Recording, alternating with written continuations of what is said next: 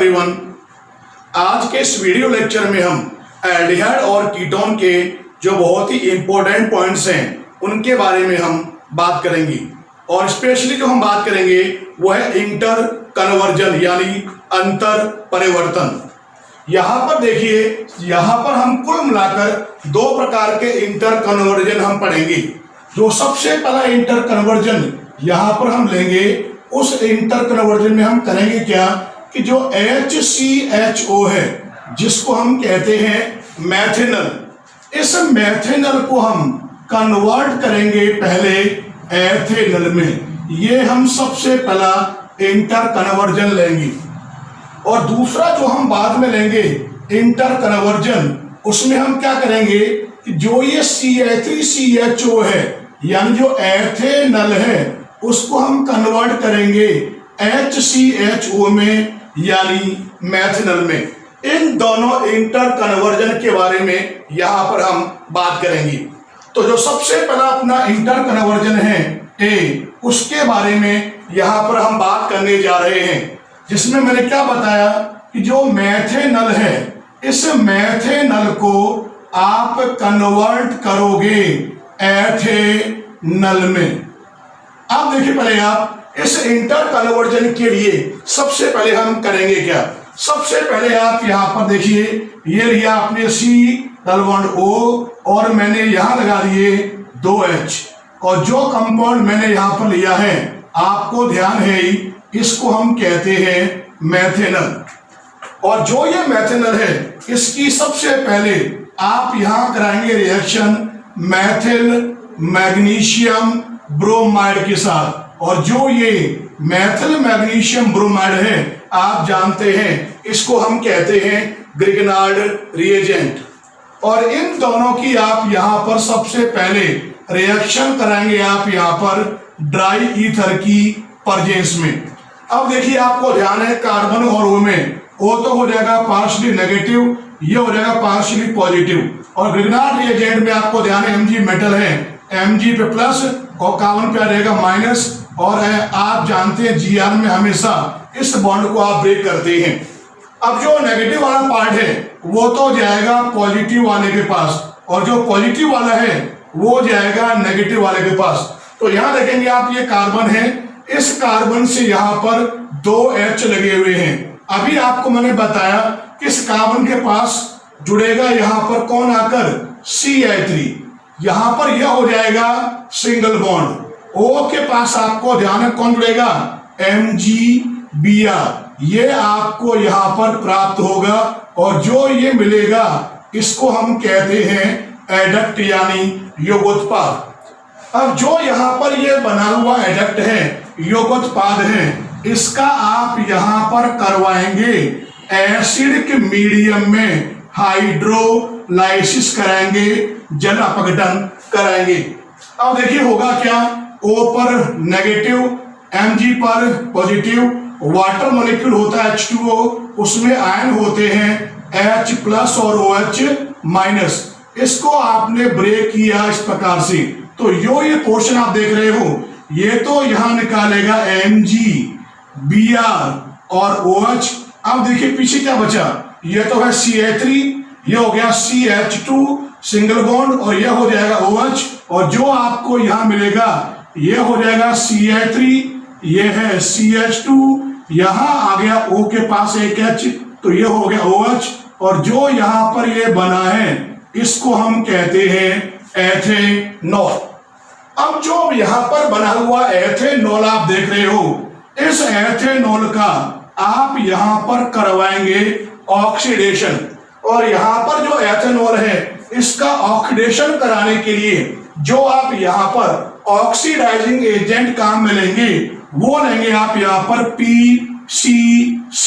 और जो मैंने यहाँ पर ये PCC लिखा है आप ध्यान रखेंगे, इसका पूरा नाम होता है पिरिडीनियम क्लोरोक्रोमेट। और जो ये PCC है ये भी आपको ध्यान होना चाहिए कि यह एक माइल्ड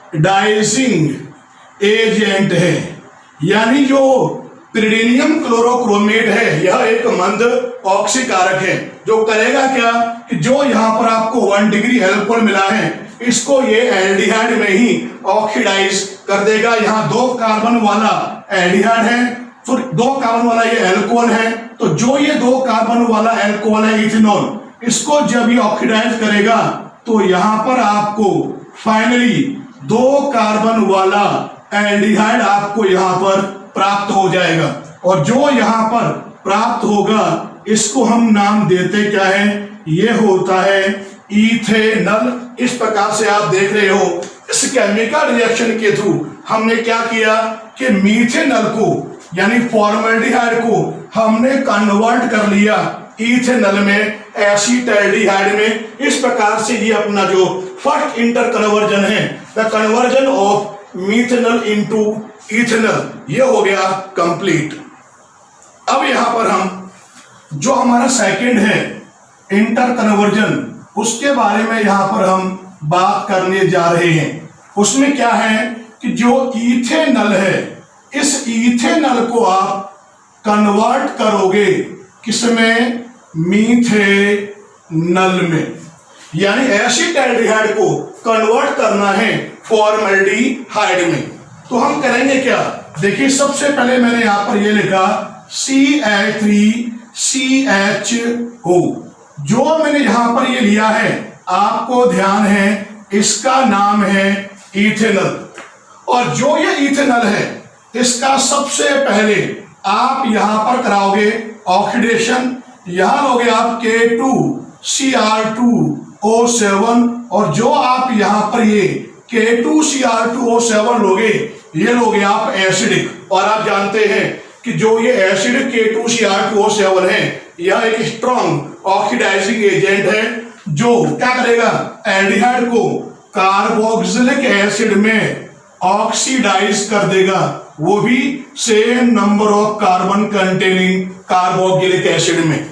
और जो यहां पर आपको मिला है इसका नाम होता है एसिटिक एसिड, जिसको हम IUPAC में कहते हैं इथेनोइक एसिड। अब जो यहां पर ये बना हुआ एसिटिक एसिड है, इसको आप यहां पर अब कराएंगे आप रिएक्शन अमोनिया के साथ। और जो आप यहां अमोनिया लोगे, ये आप यहां पर लोगे एक्सेस में यानी आधिक्य में। और जब आप अमोनिया के साथ रिएक्शन कराओगे एसिटिक एसिड की, तो ये यहां पर देगा CH3CO, तो यहां लगा हुआ है O, और यह हो जाएगा यहां पर NH4। और जो यहां पर ये बनेगा इसका यहां पर नाम हो जाएगा अमोनियम एसीटेट, ये इसका नाम है। अब हम करेंगे क्या कि जो यहां पर बना हुआ अमोनियम एसीटेट है, ये क्या है, यह एक सॉल्ट है, लवण है। और जब आप यहां पर अमोनियम एसीटेट को आप हीट करेंगे तो ये यहां पर वाटर मॉलिक्यूल को रिमूव करेगा। रिमूव कैसे होगा, तो यहां देखोगे आप, इसके तो यहां से जाएंगे 2H और इसका यहां से जाएगा 1O, यानी इसका तो 1O, इसके 2H निकालेगा H2O, और पीछे बनेगा क्या, ये हो गया यहां पर CH3CO, यहां से हो गया।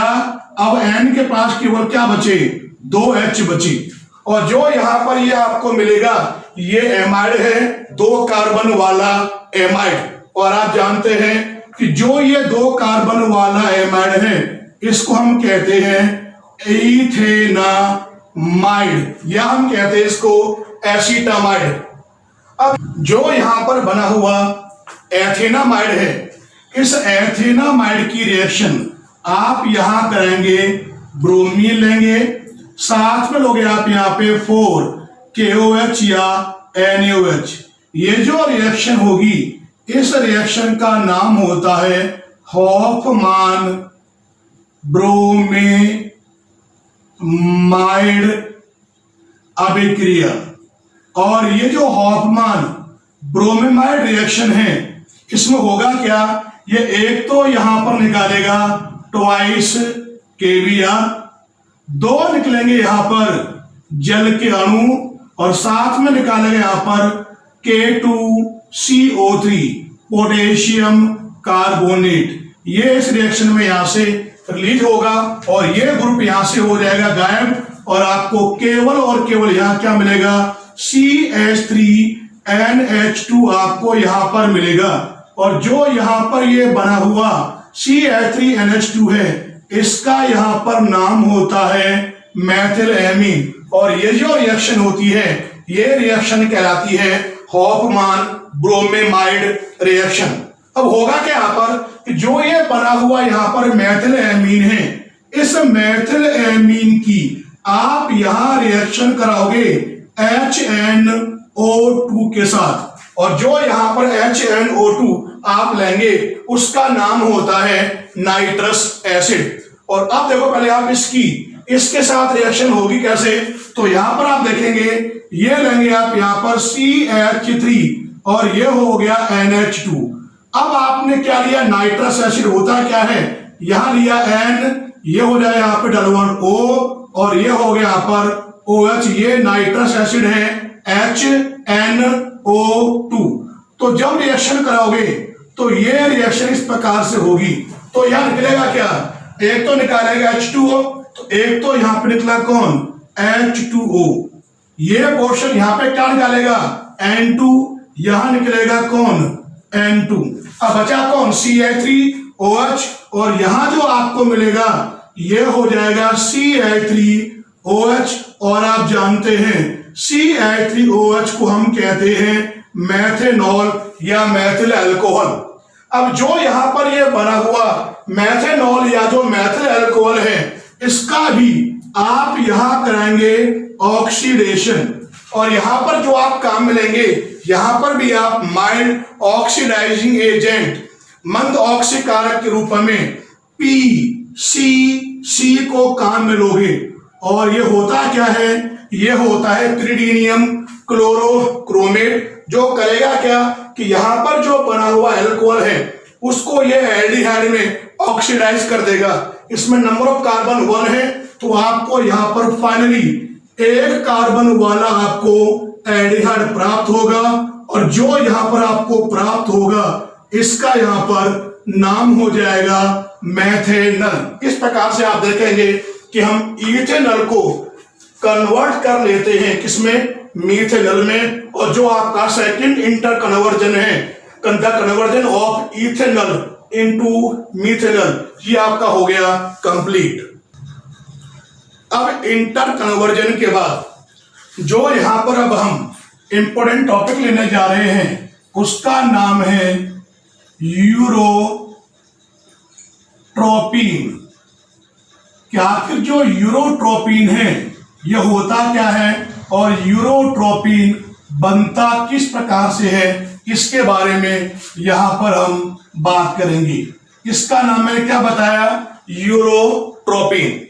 तो यहां पर आप ध्यान रखेंगे जब फॉर्मल्डिहाइड के 6 मोल और अमोनिया के 4 मोल आपस में रिएक्शन करेंगे, ये दोनों ही, तो ये यहां पर बनेगा CH2 का होल 6 और ये हो जाएगा यहां पर N4 और साथ में यहां पर ये निकालेगा जल के 6 अणु और जो यहां पर ये बना है CH2 का होल 6 N4, इसका नाम क्या होता है, इसको हम कहते हैं हेक्सा मैथिलीन टेट्रा एमीन, ये इसका नाम है। क्या बताया मैंने, हेक्सा मैथिलीन टेट्रा एमीन। और जो ये हेक्सा मैथिलीन टेट्रा एमीन है इसी का कॉमन नेम होता है यूरोट्रोपिन, ये इसका सामान्य नाम है, किसका, हेक्सा मैथिलीन टेट्रा एमीन का। अब यहां पर हम बात करेंगे कि जो ये हेक्सा मैथिलीन टेट्रा एमीन है इसकी जो स्ट्रक्चर है वो क्या होती है, किस प्रकार से हम इसको रिप्रेजेंट करते हैं। तो इसकी जो स्ट्रक्चर है उसको रिप्रेजेंट करने के लिए सबसे पहले मैंने क्या किया, इस प्रकार से एक आउटर स्ट्रक्चर मैंने यहां पर बना ली और जो यहां पर ये मैंने आउटर स्ट्रक्चर आप देख रहे हो, इसमें हम करेंगे क्या कि नाइट्रोजन को और कार्बन को हम अल्टरनेटली आप जोड़ोगे। तो कैसे, मैंने यहां तो लिखा नाइट्रोजन, फिर लिखा कार्बन, फिर नाइट्रोजन, फिर कार्बन, फिर नाइट्रोजन, और फिर लिखा मैंने कार्बन। अब आप जानते हैं इसमें 3 नाइट्रोजन के एटम आगे, यहां कितने हैं 4, तो मैंने एक एन लगा दिया बिल्कुल सेंटर में बीच में। अब जहां जहां पर कार्बन है, ये होल 6 है, CH2 का होल 6, तो जहां जहां कार्बन है वहां पर आप H2 आप ऐड कर देंगे इस प्रकार से। ये आपने इस प्रकार से यहां पर ऐड कर दिया। अब आपको करना क्या है कि जितने भी नाइट्रोजन हैं उनको आप आपस में CH2 की हेल्प से आप जोड़ेंगे। देखिए कैसे, इस N और इस N को आपने आपस में जोड़ दिया CH2 की हेल्प से। यहां पर भी आप देखेंगे ये N और ये N, इनको भी आपने आपस में जोड़ दिया CH2 की हेल्प से। यहां पर भी ये N और ये N, इसको भी आप इस प्रकार से आपस में आप CH2 की हेल्प से आप जोड़ देंगे। और जो मैंने यहां पर ये स्ट्रक्चर बनाई है, ये क्या होती है, ये होती है यहां पर यूरोट्रोपिन की संरचना है, स्ट्रक्चर ऑफ यूरोट्रोपिन है। ये आप यहां पर ध्यान रखेंगे। अगर आप ध्यान दें तो इसमें 4 तो हो गए नाइट्रोजन, और CH2 आप काउंट कीजिए 1 2 3 4 5 6, तो 6 हो गए CH2। और नाम क्या इसका, हेक्सामेथिलीन टेट्राएमीन, जिसे हम कहते हैं यूरोट्रोपिन। यहां पर हम बात करेंगे कि जो यूरोट्रोपिन है इसके यूजेज के बारे में, इसके उपयोग के बारे में, यूजेज ऑफ यूरोट्रोपिन। तो यहां ध्यान रखोगे, सबसे पहला इसका जो यूज है, उपयोग है, वो क्या है, मूत्र रोग, जिसे हम कहते हैं यूरोलॉजिकल डिजीज के उपचार में यह सबसे पहला प्रयोग है यूरोट्रोपिन का। मूत्र रोग, यूरोलॉजिकल जो डिजीज हैं उनके ट्रीटमेंट में इसको हम काम में लेते हैं। इसके अलावा जो इसका जो दूसरा प्रयोग हम बात कर रहे हैं यूरोट्रोपिन का, वो आप ध्यान रखेंगे कि जो गठिया रोग है, और जो ये गठिया रोग है ये होता क्या है, आर्थराइटिक्स जो रोग है के उपचार में भी यह काम में आता है। इसके अलावा तीसरा क्या है कि जो RDX जो विस्फोटक है, एक्सप्लोसिव है, उसके निर्माण में भी यह काम में आता है। इसके अलावा कार्बनिक जो यौगिक है उनके संश्लेषण में, स्पेशली अगर हम बात करते हैं, एग्जाम्पल अगर हम लेते हैं तो इसका जो यूज है वो हम करते हैं डफ रिएक्शन, डफ अभिक्रिया में जो एक फॉर्मुलीकरण प्रकार की अभिक्रिया है, इसका उपयोग यूज करते हैं।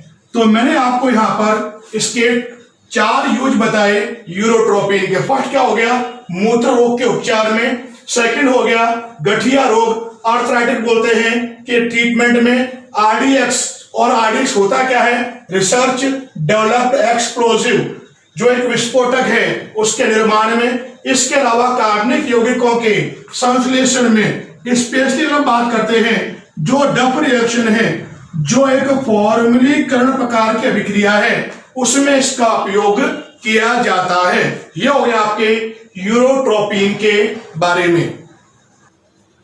अब यहां पर हम बात करेंगे पेंटेन 2 ऑन तथा पेंटेन 3 ऑन में विभेद करना रासायनिक परीक्षण के द्वारा।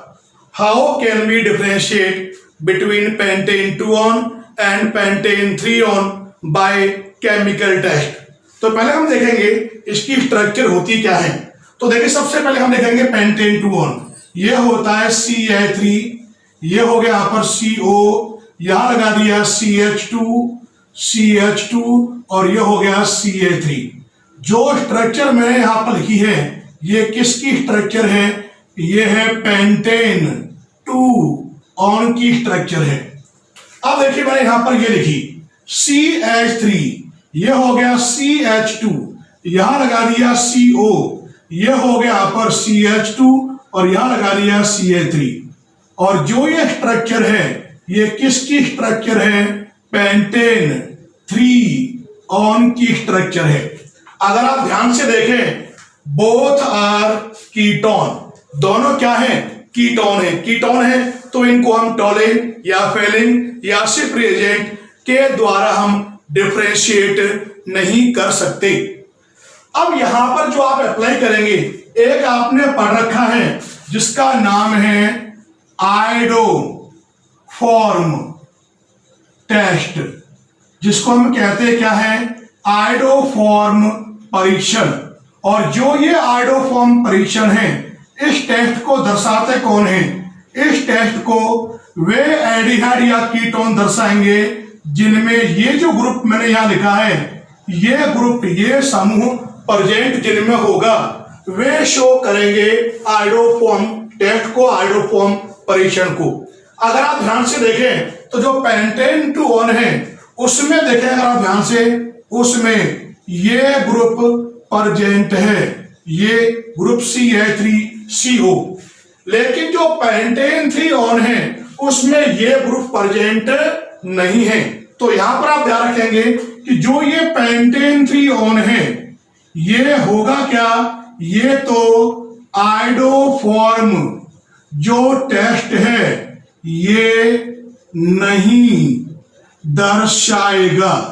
यानी कहने का अर्थ यह है कि जो पेंटेन 3 ऑन है ये आयोडोफॉर्म टेस्ट को शो नहीं करेगा। लेकिन जो ये पेंटेन 2 ऑन है इसमें आपको मैंने अभी बताया, इसमें क्या है, CH3CO, जो ये ग्रुप है, ये ग्रुप इसमें क्या है, प्रेजेंट है, जो आप देख रहे हैं। और ये ग्रुप प्रेजेंट है तो यहां ध्यान रखेंगे कि ये जो होगा यहां पर, ये आयोडोफॉर्म जो टेस्ट है उसको ये शो करेगा, दर्शाएगा।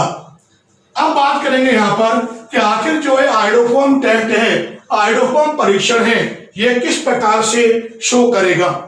तो यहां देखेंगे आप कि जो आप यहां पर लेंगे पेंटेन 2 ऑन, इस पेंटेन 2 ऑन की रिएक्शन आप यहां पर कराएंगे आयोडीन और NaOH के साथ आप हीट करेंगे, रिएक्शन कराएंगे।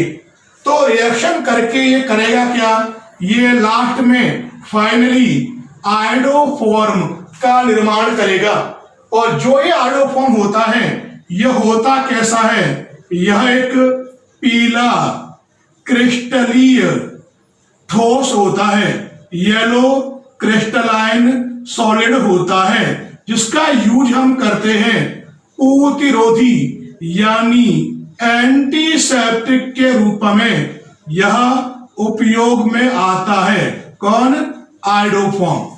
तो ये आप ध्यान रखेंगे कि when pentane 2 on is heated with I2 and NaOH, then it forms iodoform which is yellow crystalline solid and this test is known as iodoform test।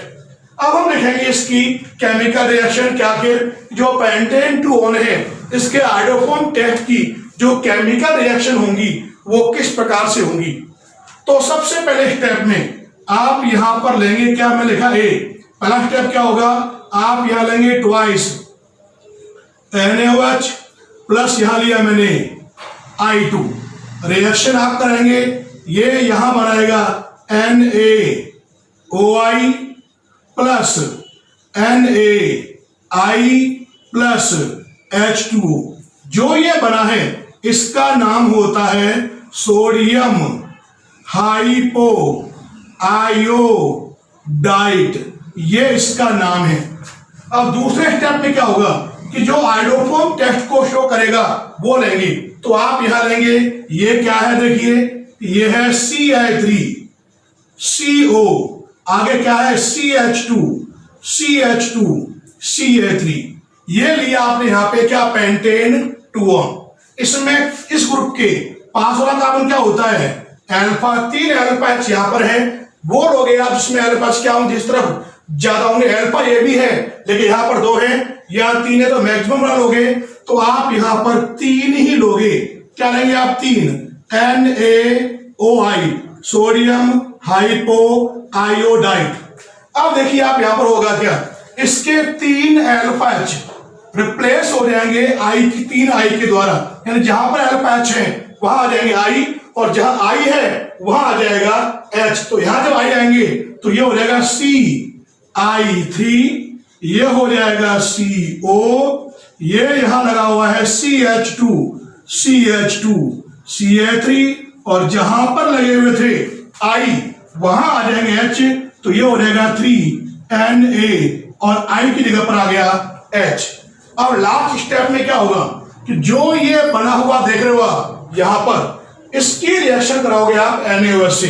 तो देखो मैंने यहां पर इस प्रकार से लिखा CI3, ये हो गया यहां पर CO, ये यहां पर क्या है CH2CH2CA3, इसकी रिएक्शन आप करेंगे, यहां पर आप लेंगे क्या NaOH यहां लेंगे, और जब ये हाइड्रोलाइज होगा तो ये देखिए यहां पर ये रिएक्शन करके देगा क्या, तो इसका तो ये वाला पोर्शन और इसका ये वाला भाग, ये यहां देखिए रिएक्शन करके ये क्या रिमूव करेगा, ये तो यहां निकालेगा CH3CH2CH2COONA, तो यहां पर आप देखेंगे ये तो हो जाएगा CI3CH2CH2, ये हो गया यहां तक। फिर क्या है CO, आगे बचा कौन ONA, और यहां कौन बचा, ये हो जाएगा यहां पर CHI3,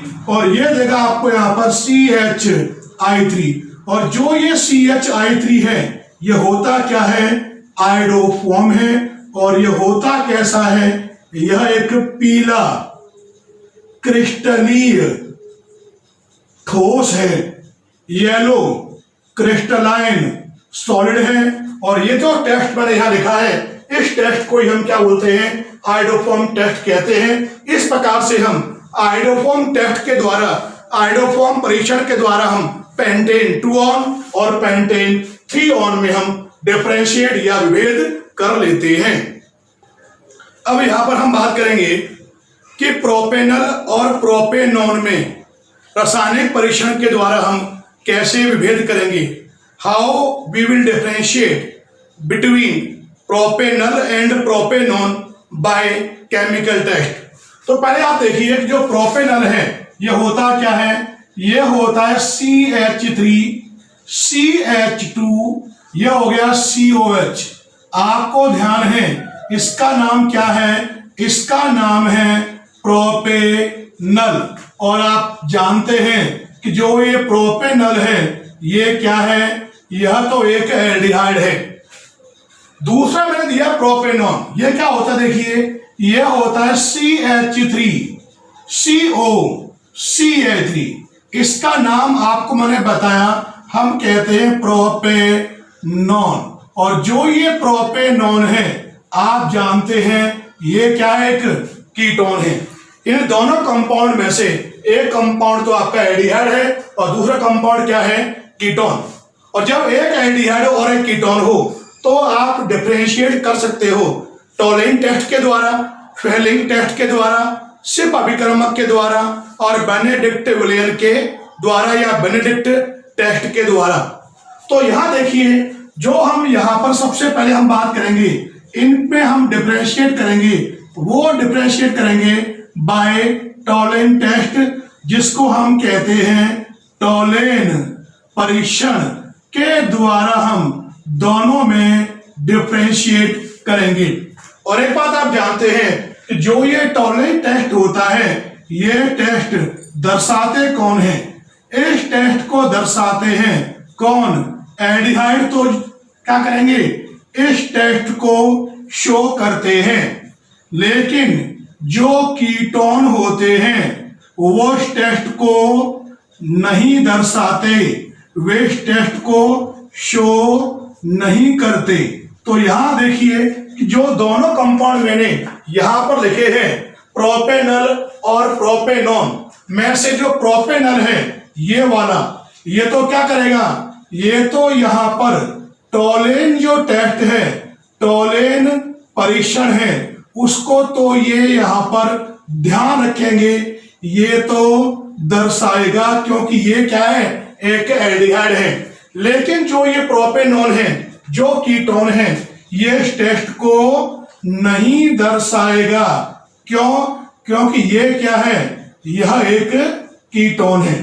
तो देखिए, सबसे पहले तो आपको यहां पर पता होना चाहिए कि जो टॉलन रिएजेंट है, टॉलेन अभिकर्मक है, यह होता क्या है? यह होता है अमोनिकल AgNO3 सिल्वर नाइट्रेट का जो विलयन होता है, सॉल्यूशन होता है, उस विलयन को ही हम क्या बोलते हैं, टॉलेन अभिकर्मक कहते हैं। और जब आप प्रोपेनल को टॉलेन अभिकर्मक के साथ गर्म करेंगे तो वो क्या करेगा, रजत दर्पण, सिल्वर मिरर का निर्माण करेगा। तो यहां पे ध्यान रखेंगे कि जो प्रोपेनल होगा, मैंने बताया कि जो प्रोपेनल है ये आप यहां लेंगे, और जो प्रोपेनल है उसकी रिएक्शन कराओगे आप TR के साथ। TR क्या है, टॉलन रिएजेंट है, टॉलेन अभिकर्मक है। इसके साथ जब आप हीट करोगे तो ये क्या करेगा, ये सिल्वर मिरर, रजत दर्पण बनाएगा। कौन? प्रोपेनल, ये सिल्वर मिरर देगा। अब देखिए आप यहां पर जो केमिकल रिएक्शन होगी वो यहां पर किस प्रकार से होगी। अगर हम बात करते हैं केमिकल रिएक्शन के बारे में, तो देखिए मैंने यहां पर ये लिया, पहले तो CH3 CH2, ये हो गया CO, और मैंने यहां लगा दिया H। जो मैंने यहां पर ये लिया है, ये क्या है, प्रोपेनल है। यहां पर आप लेंगे क्या, यहां लोगे आप Ag, ये लिया आपने NH3 का होल ट्वाइस, ये कर दिया प्लस, 2 मोल लिए, और यहां कर दिया मैंने OH माइनस। जो आपने ये लिया है इसको हम कहते क्या है, ये होता है टॉलन रिएजेंट, टॉलेन अभिकर्मक।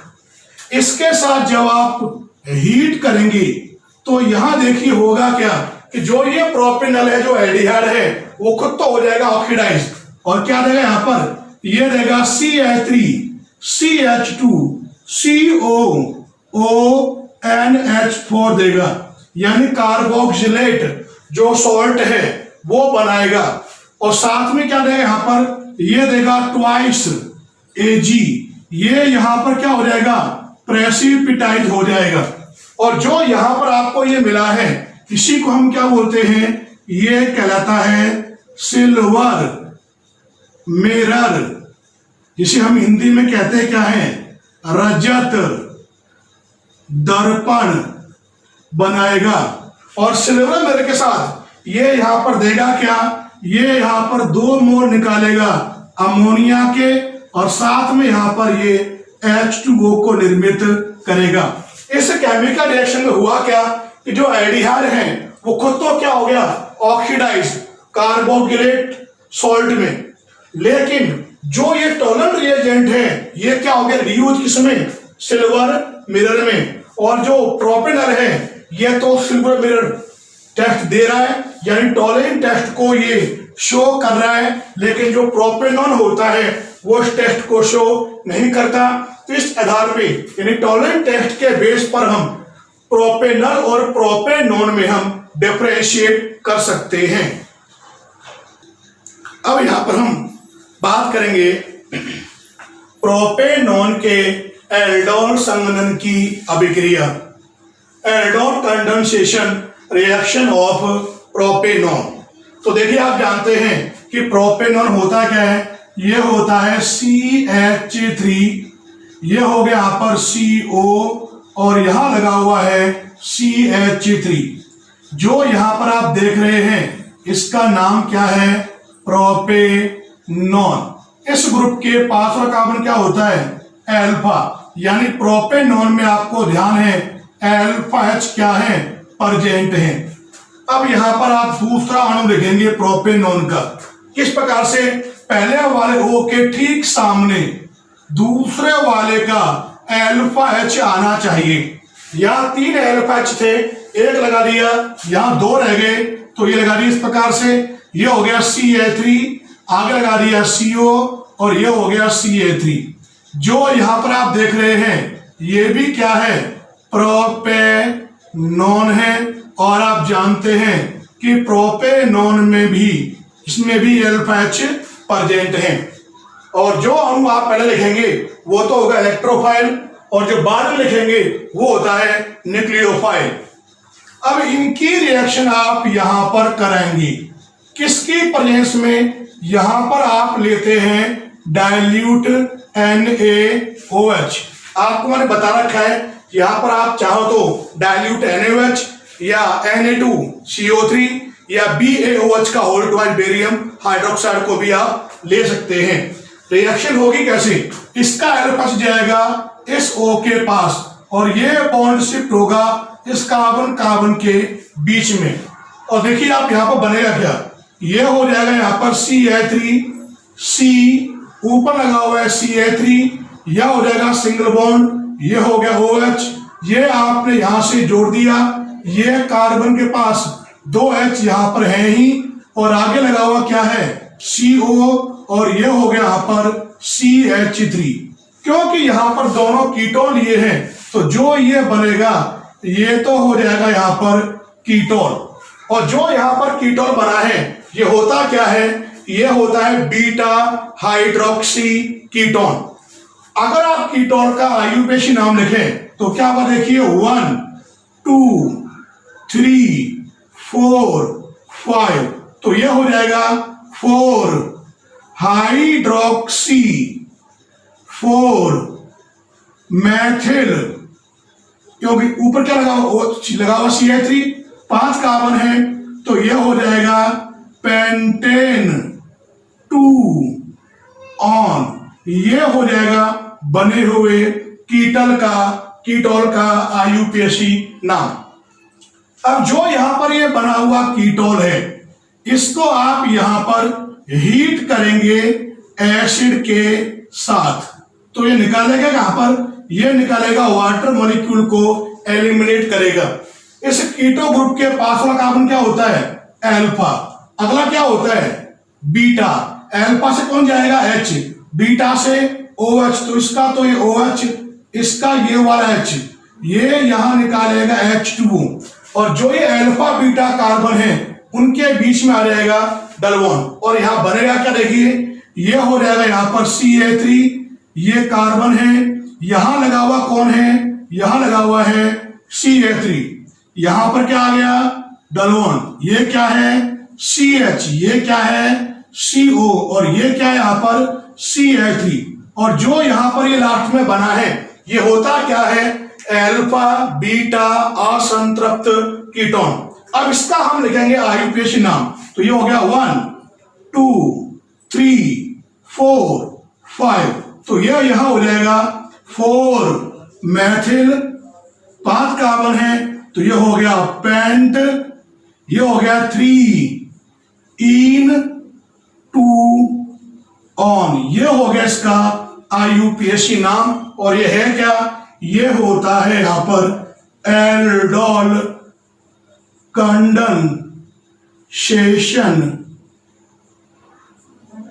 प्रोडक्ट है, उत्पाद है। इस प्रकार से यह होती है यहां पर प्रोपेनॉन के एल्डोल कंडेंसेशन की रिएक्शन।